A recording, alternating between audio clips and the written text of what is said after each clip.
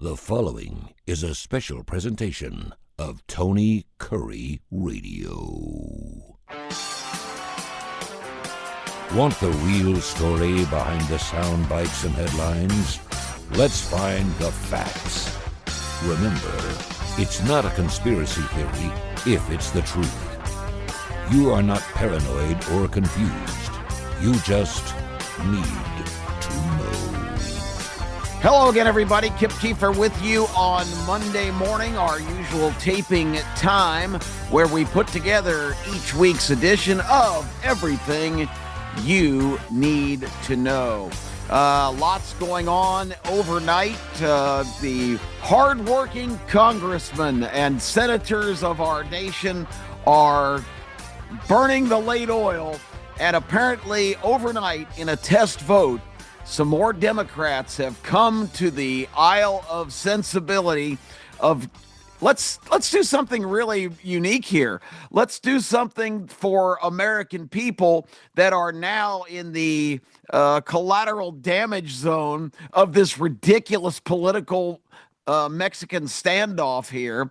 As you know, or if you've had your head in the sand for the last 41 days, the U.S. government officially has been shut down. And what does that mean? Well, as I always tell you, we've been assured, don't worry, all the essential employees, the people in charge of our national defense, the people that are monitoring our borders and all these other things, of course, air traffic controllers, I guess, are not considered essential because they're not being paid right now, along with a lot of other government bureaucrats. But don't worry, government is still functioning. And guess who else is still getting paid through the 41 days? If you guessed all the congressional people, the House of Representatives, the 435 of them, and the 102 senators the 100 senators, I should say. We've got a couple territories, but they don't actually have senators, much to the Democrats' disappointment. The 100 senators, between that 535 people that are in charge of the government, they are getting their checks, as well as the administration and the cabinet, et cetera, et cetera. The essential employees are on the job.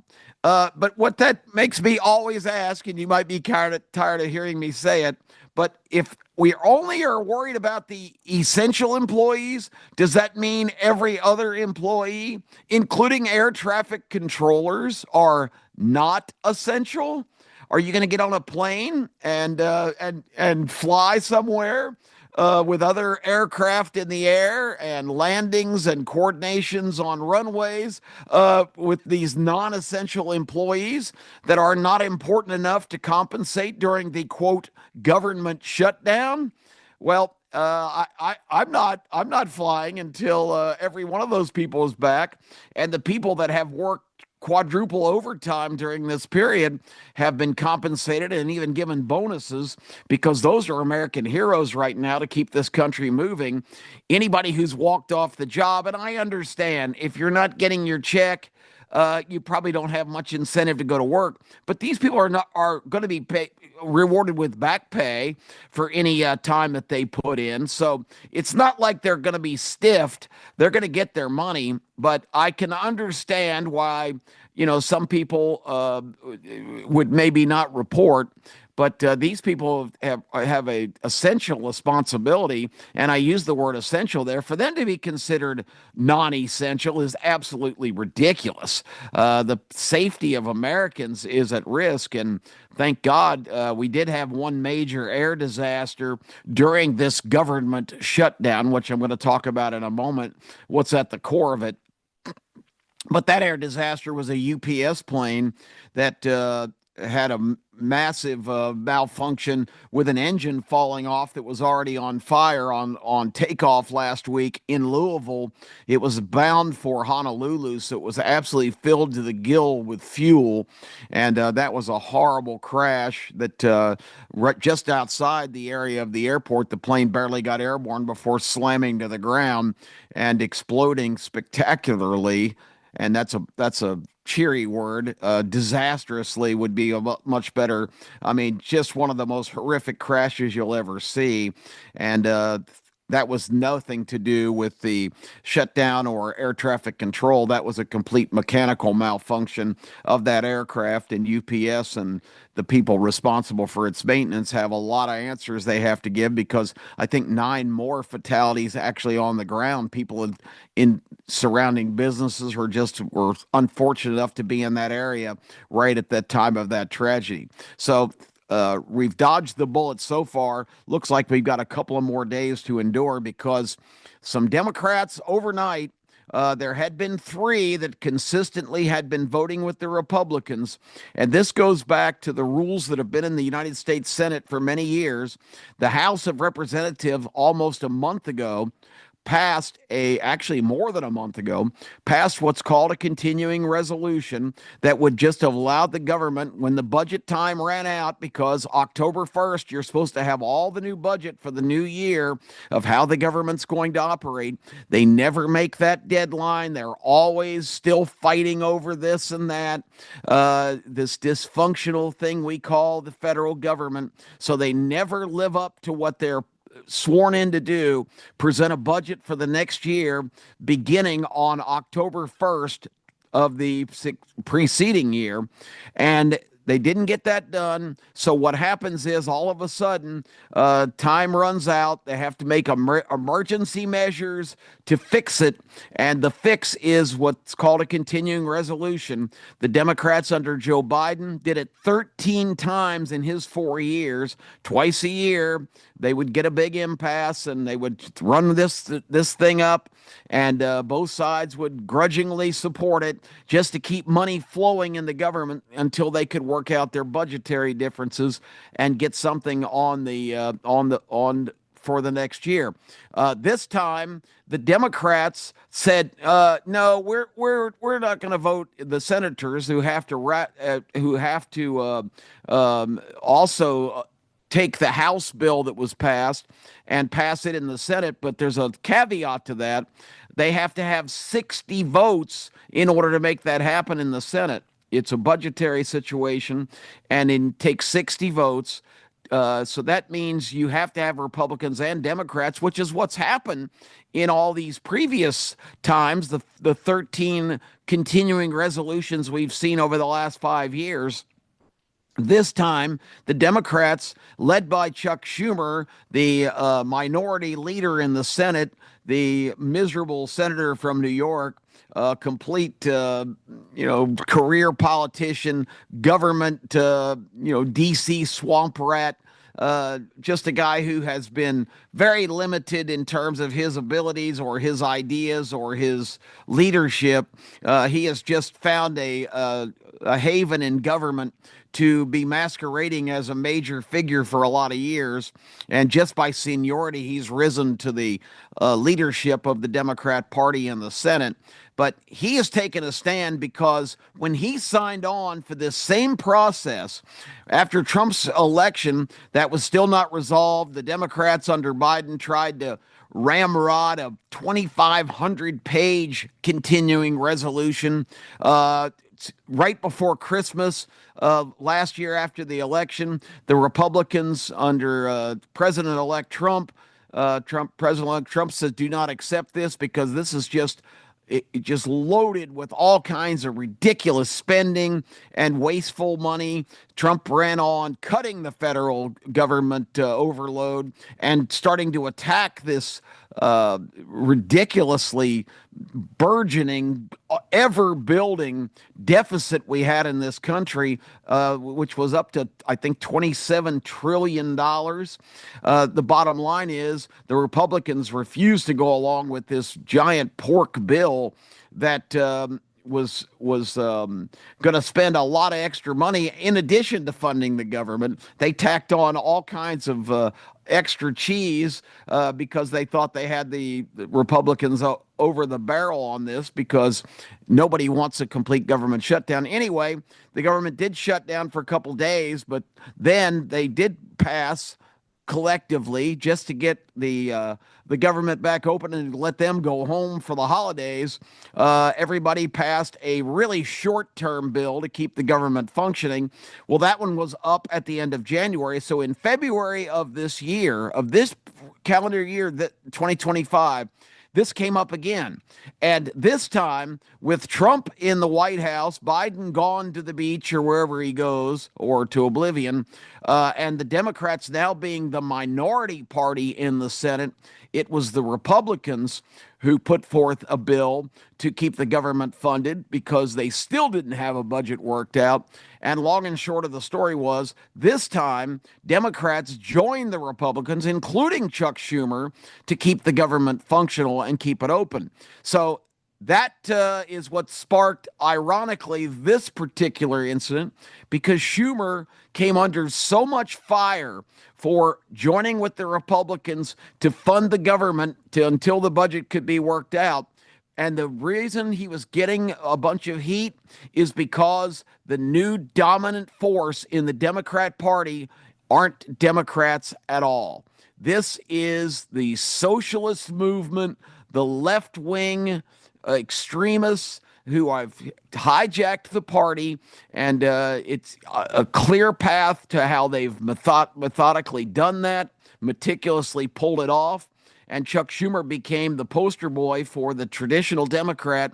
And this giant fissure in the Democrat Party right now is the handful of traditional politicians that have been Democrats. It used to be known as the Working Man's Party and has been unfairly labeled as the party for the downtrodden, has gotten all the minority faction vote for a long time, although that's starting to change because people are saying, I voted Democrat now my entire life. My parents voted Democrat. And where are we now? We're more impoverished and have less opportunity and more crime and more problems than we've even had in the past, because this Democrat Party has abandoned those people. They don't care about the minorities or people that are in despair. All they want are these factions of these extremist idea people.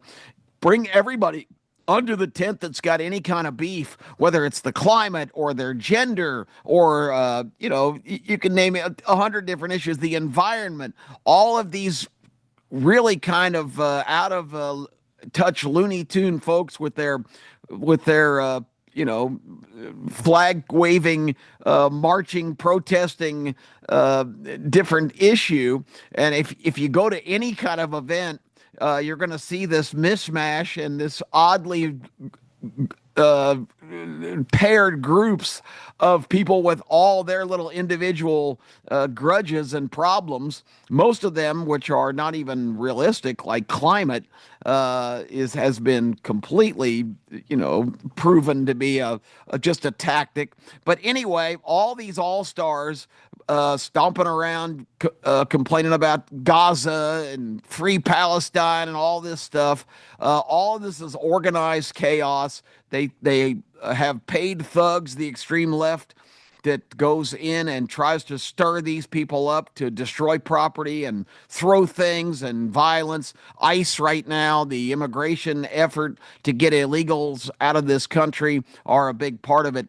But Schumer caught so much heat for the support of that resolution back in February that they scared the bejesus out of him, because Chuck Schumer can't imagine next year when he runs for re-election again, probably for the seventh or eighth time. That's the pattern of these guys that won't go away, like Mitch McConnell on the Republican side, who doesn't have a functioning cell left in his brain at this point, and guys that stay forever and never go away, like Harry Reid did in the Democrat side for so long.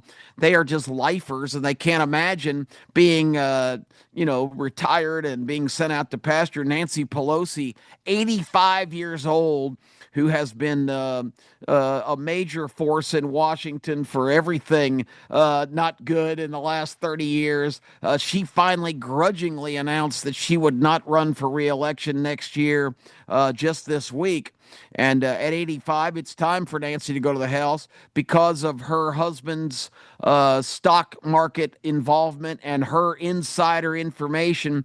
They are among the richest people in California now because she had and was privy for years and years to everything that was happening on the financial markets through all of her ties to being the Speaker of the House and being in the loop on everything that's happening. The most recent development on that a couple of years ago, you'll remember when I remind you that the Pelosi's made a huge score, and it's all under her husband's name, who, of course, has no involvement with Nancy's government career. But the Pelosi's made a massive score when Nancy Pelosi chaired a committee of talking about bringing more of the manufacturing of the vital computer chips back to this country, and this committee had to clear the way for applications for different companies and government subsidies that would help them get started up to bring a lot of American chip manufacturing back. And before all of this information, they already had all the testimony and had the pre-meetings before the public disclosure of that.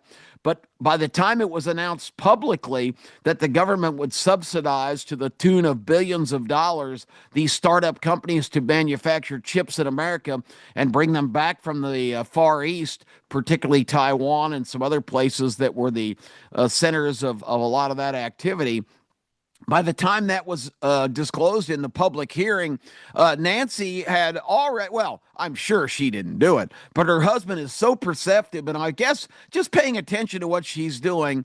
Bottom line is, Nancy told him, jump on board, invest in these companies. We're going to give them these billion-dollar subsidies so they can get up and running. This is going to be a great score. I can't remember the number ultimately. A couple years later, somebody reported, but I mean, tens of millions, maybe even hundreds of millions of dollars. Cha-ching, the Pelosi's cash in. And that's just an example of what's happened in the government. Why all of these people, the recently elected governor of New Jersey last week, Mikey Sherrill, on a financial committee, all of a sudden her and her husband hit a $7 million stock cash in. And all this is disclosed, but nobody ever does anything about it. She said, and so when somebody said, well, you just made a big score in the stock market, she said, well, I don't really follow that day to day. My husband is involved in that. So I'll have to check my records to see if we did have some kind of windfall. I don't know anything about it. I mean, if anybody's buying any of that stuff, I've got the famous plot of land right in the middle of the Everglades by the prison that the Trump administration has started, Everglade Alcatraz. I've got the adjoining lot that I can sell you that you can park your trailer or a mobile home there for a nice vacation. Anyway, that's just some of the background. I wanted to talk about socialism in America, and that's the enemy here, and that's who scared Chuck Schumer, because Alexandria Ocasio-Cortez, the brilliant intellectual genius that is the rising star in the Democrat Party, although she too has no functioning cells in her brain, in her cranium, that is gives her any reason to be considered a leader or a possible future candidate. The thought of her running for president just doesn't have a cogent thought. Doesn't really understand, has said some of the stupidest things over the years that are just not even imaginable. Like when asked about the employment situation years ago and that the numbers were pretty good, she said, well, the only reason the numbers are good is because so many people have two jobs because they have to work extra to be able to support their families.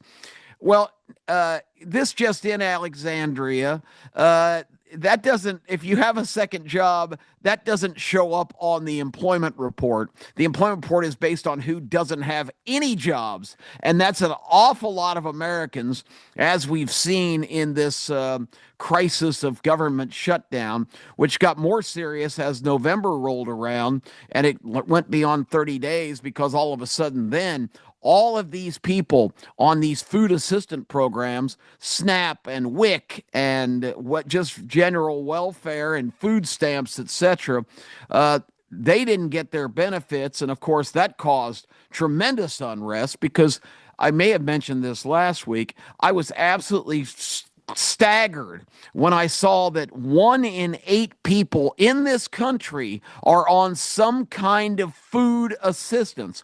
1 in 8. It's you know millions and millions of people are getting some kind of food assistance, and that tells me a couple of things. One is we got an awful lot of people just living off the government in this country. That's why we had the infusion of tens of millions. Donald Trump thinks it's more like 25 million that poured across the border unchecked and illegally during the 4 years of the quote Biden administration, which actually was Obama 3.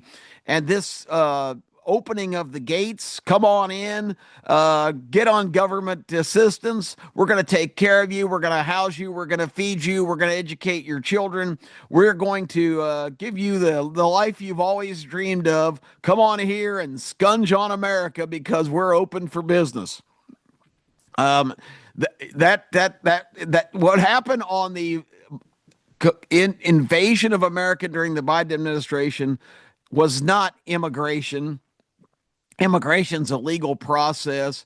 It was mass induced migration. They wanted these people to come in because I told you the dirty little secret a couple of weeks ago that the government behind the scenes secretly and illegally was issuing social security numbers to hundreds of thousands of these people. And it's now been reported that more than 4 million people illegally in this country have somehow obtained social security numbers. And that's the key to the palace. That's the key to the treasure chest. If you get a social security number, even if you're not an American citizen, you can immediately go apply for a driver's license. You can register to vote. And that is the reason that those numbers were distributed, because Americans were not going to go along with this program of this leftist socialist takeover of our country. So they had to import people that living off the government and believing they're entitled to receive everything that they've been promised for coming here. And that's why you had people coming across the border with brand new cell phones, fresh clothing. We didn't have a bunch of bedraggled people crawling across the border. This was an organized effort, and this was the big play. So it all comes back to the socialist movement because America is not assailable from outside. The whole world is salivating and anxious to take advantage of the absorption of America's abundant resources, America's strength, and America's wealth.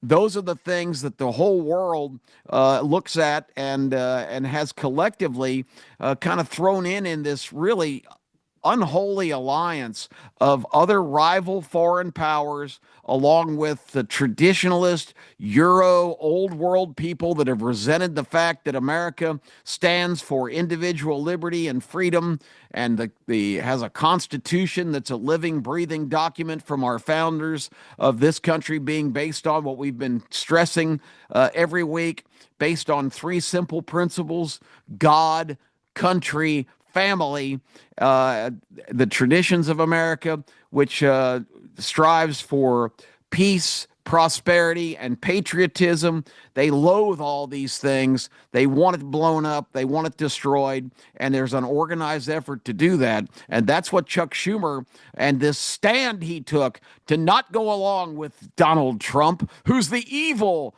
guy that is screwing up all the plans that have been put in place this entire century by these Democrats, predominantly the big daddy Barack Obama, who had 3 terms as president, even though he's only allowed 2.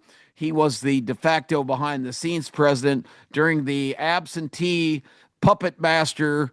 He was the puppet master for Joe Biden during that administration. It was all his people in play. These are things I've said to you many times, but to understand the current situation, Schumer, faced with the possible challenge from Alexandria Ocasio-Cortez, is trying to make a makeup move here to the extreme left, that he's on their side, although he's never been an extreme leftist. He's just a grungy politician who's profited handsomely from his association there. But now all of a sudden he's lining up on the other side, not publicly. He wouldn't endorse the new socialist mayor of New York City, Mamdani.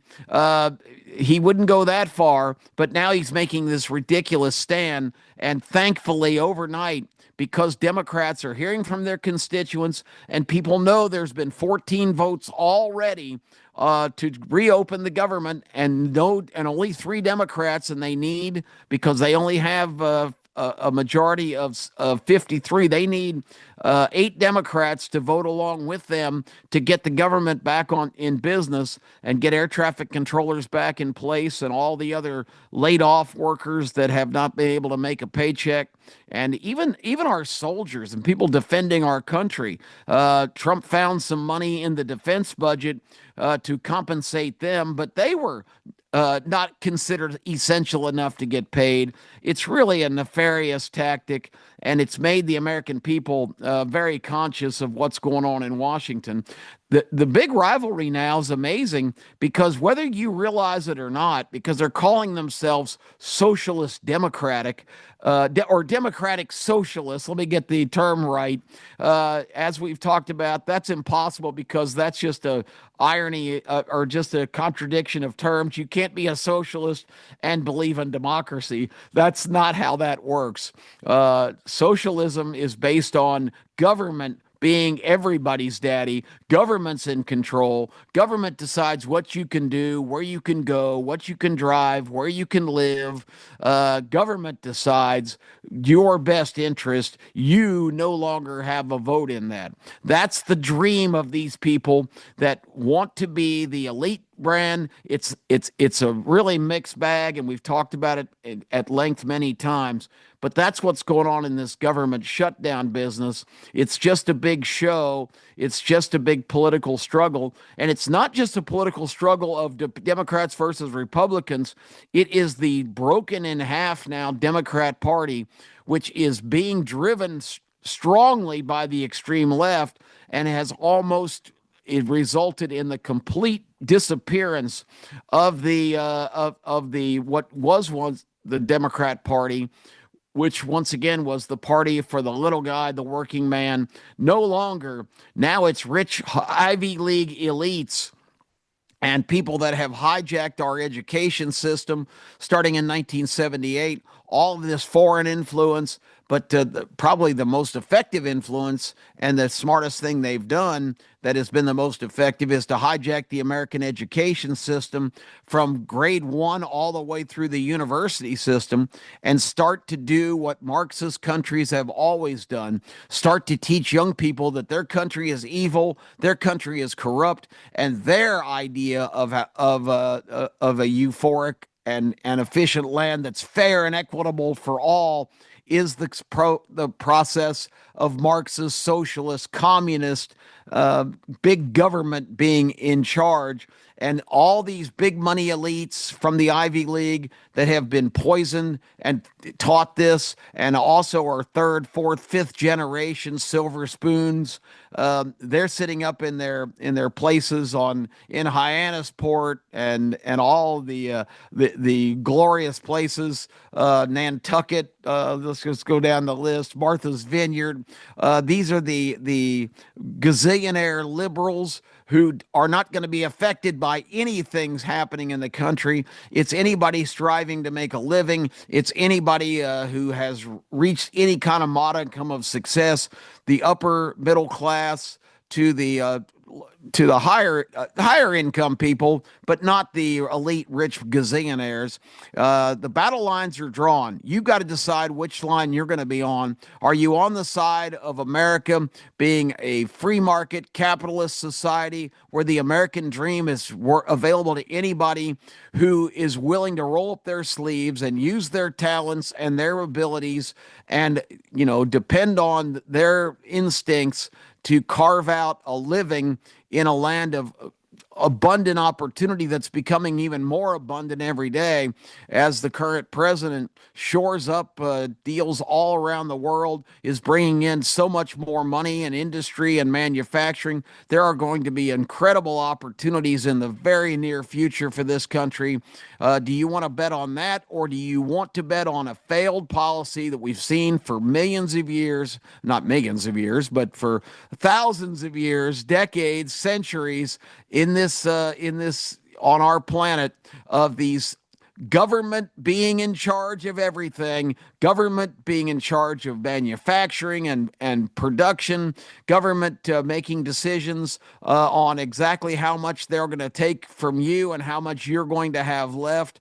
And it's never worked. It will never work because you always run out of other people's money to spend. Watching what happens to New York now with Mamdani coming in, people are already leaving in droves. He's going to tax the rich to give everything free to the poor. That doesn't work, folks, because the rich will not stay there. Anybody, and they consider people rich that, maybe have 2 cars and a decent house. Those people aren't rich. They can't take a 2% tax increase on top of the highest taxes that are already being paid in the country. Anyway, I'm starting to ramble now, so I'll wrap this up. But look for the government shutdown to be a thing of the past, because there's been 5 or 6 additional Democrats that now have said, yes, we will vote with the Republicans and get this thing out of the way. It's going to cause more of a fracture in the Democrat Party. And get your popcorn ready, as Lane Kiffin once famously declared, because this is going to be quite a show to watch the power struggle, not between Democrats and Republicans, but Democrats and democratic socialists who are Marxist communists. Let's call them what they are. That's what they believe in. They believe all of us tie for first place. All of us get a trophy, but the trophy is invaluable, inconsequential, and it's going to plunge our country into third world status. And that's not what I want, and I know it's not what you want. We live in the greatest country ever founded, ever conceived. Let's act like it. Let's line up on the side of righteousness. Socialism has reared its ugly head many times in the history of our country, trying to involve themselves in the process. We have to draw the line and say, nuh-uh, it's not going to happen here. This is America, the land of the free, the home of the brave. Just like the SEC in America, it just means more. And it certainly means more than to let this socialist infusion rear its ugly head and satisfy the desires of everyone around the world that wants to see America fail and be imploded from within, because they can't assail us from the outside. They can only make us destroy ourselves from the inside, with the help of a lot of illegal people that shouldn't even be in this country, that we have given full citizen rights to. That is a terrible mistake that we've got to walk back the best we can. But we have the numbers. We can win the battle, but everybody needs to understand what is at stake here. It is basically your future, and especially the future of your children and their children in succeeding generations. I'm Kip Kiefer. That's what you need to know. A lot of kind of summary stuff that we've talked about over the last few months, but with the government shutdown, it's important to understand what the issues are and where we are today and what you need to do in terms of getting involved.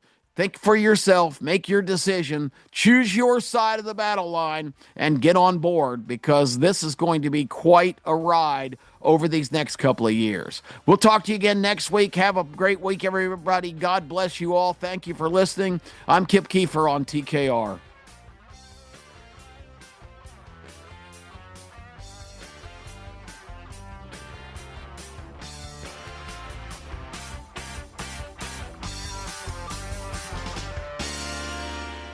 This has been a special presentation of Tony Kurre Radio.